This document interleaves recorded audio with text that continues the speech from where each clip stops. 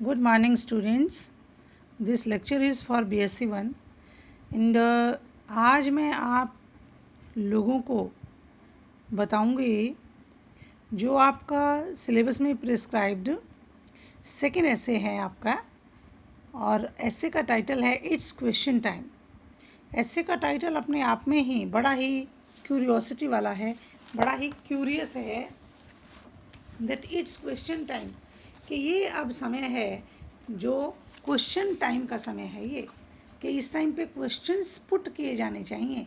Now the question arises कि question किसके बारे में पुट किए जाने चाहिए, जो उसके अंदर मैटर आया है। इट्स क्वेश्चन टाइम आपका सेकंड जो ऐसे है उसके अंदर जो मैटर आया है, उसके जो क्वेश्चंस हैं उनके बारे में क्वेश्चन पुट होना चाहिए। कहने का मतलब ये है कि ये इस ऐसे में जो हमारा जेवी नार्लिकर है, एसेइस्ट है, वो डिस्कस करता है, वो बताता है कि जो इंडियन स्कूल्स हैं उनमें किस तरह से पढ़ाया जाता है और किस तरह से पढ़ाया जाना चाहिए। और इसमें वो एग्ज़ाम्पल लेता है एक बच्चे का जो कि पढ़ रहा होता है, होयल नाम है उसका, वो साइंस का स्टूडेंट है और उसको बहुत ज़्यादा क्यूरियोसिटी रहती है, बहुत ज़्यादा क्यूरियोसिटी रहती है, हर चीज़ पे वो क्वेश्चन पुट करता है। तो एक बार उसने क्लास में ऐसे ही क्वेश्चन पुट करा जो कि टीचर ने ऑलरेडी बताया था कि एक सर्टेन तरह का फ्लावर है, एक सर्टेन फ्लावर है, उसकी 5 पीटल्स होती हैं। तो ये बच्चा इतना क्यूरियस होता है, ये एक ऐसा फ्लावर ढूंढ लाता है, वही वाला जो certain type of flower teacher ने बताया था कि जिसकी 6 पेटल्स थी। तो फिर उसके बारे में इसने टीचर से क्वेश्चन किया, उसका क्या रिपरकशन हुआ, तो कैसे फ्रेड होयल ने ये लड़ाई लड़ी और उसने अपनी मदर को कह के, मदर को कन्विंस करके वो स्कूल ही उसने चेंज कर लिया कि नहीं, यहाँ मैं नहीं पढ़ूँगा। तो इसके जो क्वेश्चन आंसर हैं उनके बारे में मैं थोड़ा थोड़ा आपको बता रही हूँ, जो शॉर्ट क्वेश्चन आंसर्स हैं। Let me talk about your question answers. पूरी वीडियो को ध्यान से देखना, आप लोगों के लिए मैं वीडियो बना रही हूँ, और वीडियो देखने के बाद उसको सब्सक्राइब करें चैनल को। यूट्यूब पे मैंने वीडियो अपलोड करनी है तो उसको सब्सक्राइब ज़रूर करें चैनल को, और उसको वीडियो को लाइक भी करें। आपके काम की चीज़ है ये, आपके सिलेबस की चीज़ है, तो डू लिसन केयरफुली। सबसे पहला क्वेश्चन तो ये अराइज होता है that what did Hoyle's teacher tell the class, what did Hoyle find, कि जो होयल का टीचर था उसने क्लास में क्या कहा, क्या बताया, और होयल क्या खोज कर लाया। अब देखिए, जो होयल का टीचर है उसने क्लास को बताया that a particular type of flower has 5 petals. Hoyle was curious and wanted to check this fact. बच्चे क्यूरियस होते हैं, बहुत क्यूरियस होते हैं बच्चे, हर चीज़ को जानना चाहते हैं। तो ये एक टीचर की ड्यूटी है कि वो उनको बताएं, जो उनकी क्यूरियोसिटी है बच्चे की, उसको वो क्वेंच करे, उसकी क्वेरीज को क्वेंच करे। तो ये जो फ्रेड होयल था हमारा, ये भी चेक करना चाहता था कि ये बात फैक्चुअल है कि नहीं, और इस तरह से वो जब ये चीज़ की खोज कर रहा था, वो ढूंढ रहा था, तो वो इस फ्लावर के, ये फ्लावर उसको मिला जिसकी 6 पेटल्स थी, और इसी फ्लावर के बारे में टीचर ने बताया था। और वो बच्चा जो है वो फ्लावर लेके टीचर के पास आ जाता है। जब बच्चे ने कहा कि देखिए सर, इसकी 6 पेटल्स हैं और ये सेम फ्लावर है, तो क्या आपकी थ्योरी गलत थी या फिर ये फ्लावर गलत है। तो अब टीचर के लिए मुश्किल हो गई, टीचर को ये चीज़ पसंद नहीं आई और वो उसको स्नब करता है और उसको पनिश करता है, जो कि बिल्कुल गलत था। क्योंकि अगर प्लांट उस फ्लावर की 4 पीटल्स होती तो बात समझ में आती थी कि एक शेड हो गई होगी, बट उसकी तो 6 पीटल्स हैं एंड सामने है वो बात। तो वो टीचर जो है इस चीज़ को एंटरटेन नहीं करता, इस तरह की चीज़ उसको पसंद नहीं थी कि कोई उसको ऐसे इंटरोगेट करे क्लास में, तो वो बच्चे को पनिशमेंट देता है। हम एक और क्वेश्चन के बारे में बात कर सकते हैं, वो ये है why did Hoyle convince his mother to change this school. ये स्कूल चेंज करने के लिए होयल ने अपनी मदर को कन्विंस किया, क्यों किया, क्योंकि जो Hoyle's teacher punished him for asking a legitimate question. जब एक उचित क्वेश्चन पूछने के लिए टीचर उसको पनिश कर सकता है, तो कौन बच्चा उस स्कूल में पढ़ेगा, क्योंकि जो क्यूरियोसिटी है उसको क्वेंच करना एक टीचर की मॉरल ड्यूटी है। So he convinced his mother to change his school, इसलिए उसने अपनी मदर को कन्विंस किया कि वो उसका स्कूल चेंज कर दें। और फिर क्वेश्चन आता है, what do our schools encourage children to do according to the writer. हमारे जो स्कूल हैं बच्चों को क्या करने के लिए एनकरेज करते हैं जे.वी. नार्लिकर के अकॉर्डिंग। तो आंसर बनेगा, our schools stifle the children's curiosity.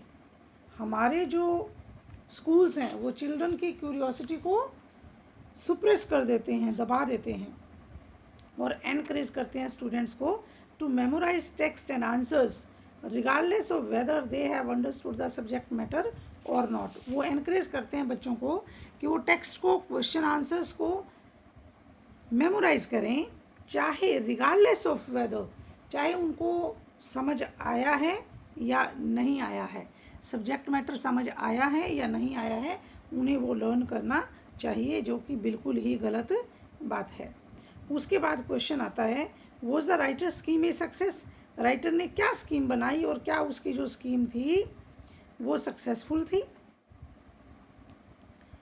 Writer ने स्कीम ये बनाई थी that at the end of his public lectures, के राइटर जो है वो पब्लिक में लेक्चर्स देगा और उन लेक्चर्स के एंड में जो बच्चे ऑटोग्राफ लेना चाहते हैं उसका, वो ऑटोग्राफ ज़रूर देगा, लेकिन किस बच्चे को देगा, जो बच्चा उनको पोस्ट कार्ड भेजेगा और पोस्ट कार्ड पे एक क्वेश्चन लिखकर भेजेगा, और वो क्वेश्चन रिलेटेड टू किसके होना चाहिए, related to the public lecture given by the writer. और फिर ये स्कीम क्या उनकी सक्सेसफुल रही, उन्होंने ऐसा करना शुरू कर दिया कि ऑटोग्राफ उसी बच्चे को मिलेगा जो पोस्ट कार्ड पे क्वेश्चन बना के भेजेगा। स्कीम बन गई, स्कीम बढ़िया थी, लेकिन इस स्कीम को भी हाईजैक कर लिया गया। और फिर ये क्वेश्चन आता है हमारे सामने कि क्या ये स्कीम अगर बनी है, क्या ये सक्सेसफुल थी। No, the writer's scheme was not a success, ये सक्सेसफुल नहीं थी, because the system work reasonable well for some time. कुछ समय के लिए ये सिस्टम रीजनेबली चलता रहा, लेकिन फिर लोगों ने क्या किया, the writer was happy to spend the replying to their questions. Writer बड़ा ही खुश था, लेकिन ये फेल कैसे हुई, डिसकंटिन्यू क्यों करनी पड़ी। The scheme was misused, scheme का मिसयूज़ हो गया था, इसीलिए some school teachers began dictating questions to their class. Misuse कैसे हुआ कि कुछ टीचर्स ने, जो जे.वी. नार्लिकर ने आंसर दिए थे, उन्हीं आंसर्स को डिक्टेट कराना शुरू कर दिया क्लास में। Then some students started sending routine text book questions which their teacher should have answered, so the writer had to discontinue the scheme। इस तरह से जो राइटर था उसको ये स्कीम जो है डिसकंटिन्यू करनी पड़ी। अब क्वेश्चन क्या है जो बिल्कुल ही मोस्ट इम्पोर्टेंट क्वेश्चन है इस ऐसे में, वो है रोट लर्निंग का। जब ये रोट लर्निंग का क्वेश्चन मोस्ट इम्पोर्टेंट है तो क्वेश्चन अराइज होता है कि ये रोट लर्निंग है क्या। Rote learning means memorising the text and their answers without understanding them. देखिए, एक लर्न करना होता है अंडरस्टैंड करके लर्न करना, दैट इज़ राइट, क्योंकि कुछ चीज़ें ऐसी हैं जिनको मेमोराइज करना ही पड़ेगा, विदाउट मेमोराइजिंग बात नहीं बनने वाली। लेकिन समझकर मेमोराइज करें, वही चीज़ टिकेगी, अदरवाइज तो वो सारा आपका साफ हो जाना है। The teacher discourages the students to ask questions what are not in the syllabus. और जो टीचर है वो बच्चों को कहता है कि जो सिलेबस से परटेंड है वही क्वेश्चन पूछे जाएं, बाहर का कोई भी क्वेश्चन नहीं पूछा जाए। तो फिर बात ये आती है कि ये रोट लर्निंग जो है इसका डिसएडवांटेज क्या है, इसका नुकसान क्या है। The big disadvantage of rote learning is that it फ्रीजेज knowledge. Rote learning का सबसे बड़ा नुकसान ये है कि आप नॉलेजेबल नहीं बन सकते, आपकी जो नॉलेज है वो फ्रीज हो जाएगी, रुक जाएगी। There is no evolution of knowledge, knowledge का कोई इवोल्यूशन नहीं रहेगा। It discourages curiosity and originality. जो रोट लर्निंग है वो हमारी क्यूरियोसिटी को मार देती है और ओरिजिनलिटी को मार देती है। और जहाँ पर क्यूरियोसिटी और ओरिजिनलिटी मर जाती है वहाँ पर किसी भी तरह का कोई भी विकास जो है वो संभव नहीं है। आगे है, what step should be taken to discourage rote learning. Rote learning को डिस्करेज करने के लिए क्या क्या कदम उठाए जा सकते हैं। There should be more schools. देखिए, इसको दूर करने के लिए, रोट लर्निंग को हटाने के लिए क्या क्या किया जा सकता है, ये सॉल्यूशंस हैं बच्चों। क्या क्या किया जा सकता है कि ज़्यादा स्कूल खोले जाएं, क्लास जो है, सेक्शन जो है वो छोटा बनाया जाए, 80 का नहीं बनाया जाए, 80 बच्चों का नहीं बनाया जाए। The amount of subject matter in syllabus should not be heavy. Syllabus ज़्यादा नहीं होना चाहिए। The syllabus should emphasise comprehension rather than cramming of answers. और जो सिलेबस है उसमें कॉम्प्रीहेंसिव एक्सरसाइजेज ज़्यादा होनी चाहिए, कॉम्प्रीहेंशन ज़्यादा होनी चाहिए, बजाय के किसके, बजाय के रोट लर्निंग कराने के। और फिर आया, what material should a school possess to encourage to find answers to their questions themselves. देखिए, ये तो टीचर के पार्ट पे बात आई कि हम क्या क्या कर सकते हैं। अब बच्चों के पार्ट पे क्या बात है कि बच्चे कैसे इम्प्रूव कर सकते हैं, उनके लिए क्या क्या हो सकता है। उनके लिए देखिए क्या क्या हो सकता है।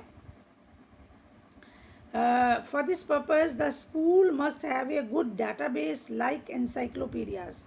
स्कूल के पास डाटा बेसिस होने चाहिए जैसे एनसाइक्लोपीडियाज, क्योंकि और हु इज़ हु बुक्स होनी चाहिए, and books specially written with answers to frequently asked questions, जिनमें हर तरह के क्वेश्चंस लिखे होने चाहिए।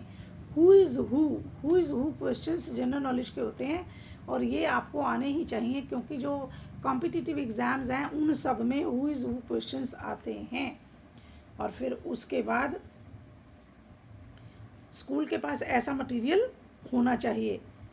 And what does the writer say about the internet. Internet के बारे में राइटर क्या कहता है। The writer says that internet is growing on it's coverage and is becoming cheaper. कि इंटरनेट जो है वो विकसित होता जा रहा है, ग्रोइंग होता जा रहा है, फैलता जा रहा है, एंड इज़ बिकमिंग चीपर, और वो सस्ता भी हो गया है। So the computer can be A valuable tool in the quest of knowledge. इसलिए आपकी जो क्वेस्ट ऑफ नॉलेज है उसके लिए कंप्यूटर जो है एक वैल्यूएबल टूल हो सकता है, क्योंकि इंटरनेट पे इतना कुछ पड़ा है बच्चों। आप किसी भी फील्ड से आपकी कोई क्वेरी हो तो इंटरनेट से आप उसको सर्च कर सकते हैं। इंटरनेट पे हर चीज़ के बारे में आप मिनट्स और सेकंड्स में आप कोई भी जो जानकारी है वो ले सकते हैं, वो खोज सकते हैं। तो इस तरह से आपका ये चैप्टर के जो स्मॉल क्वेश्चंस हैं वो हमारे सारे हो गए हैं। स्कीम अच्छी बनाई थी जेवी नार्लिकर ने, लेकिन वो सही नहीं बनी।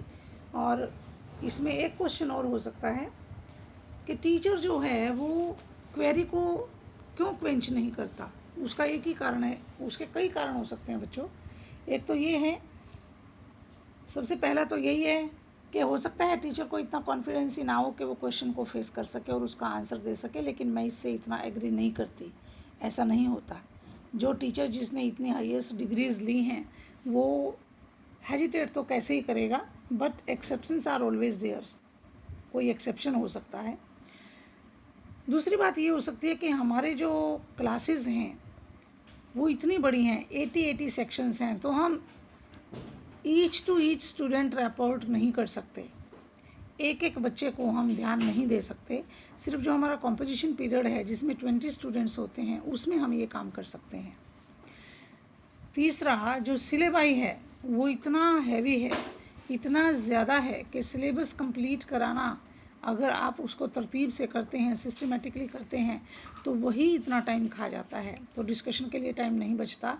ये एक माइनस पॉइंट है, क्योंकि डिस्कशन तो स्टडी की जान है। जब डिस्कशन होती है तभी समझिए कि आपको नॉलेज मिलती है। जो हमारे डिबेट्स हैं वो होने चाहिए क्लास में, ग्रुप डिस्कशन होना चाहिए। ये बहुत बढ़िया तरीका है। इससे थ्योरेटिकल पढ़ने के बजाय जब बच्चे एक लेसन में गो थ्रू होने के बाद ग्रुप डिस्कशंस करेंगे, डिबेट्स करेंगे, तो आप देखना आपका लेसन जो है कितना बढ़िया प्रिपेयर होता है और आपको 1% भी उसमें समस्या नहीं आती। तो आज के लिए इतना ही, और चैनल को सब्सक्राइब ज़रूर करें, भूलें नहीं। Okay, thanks.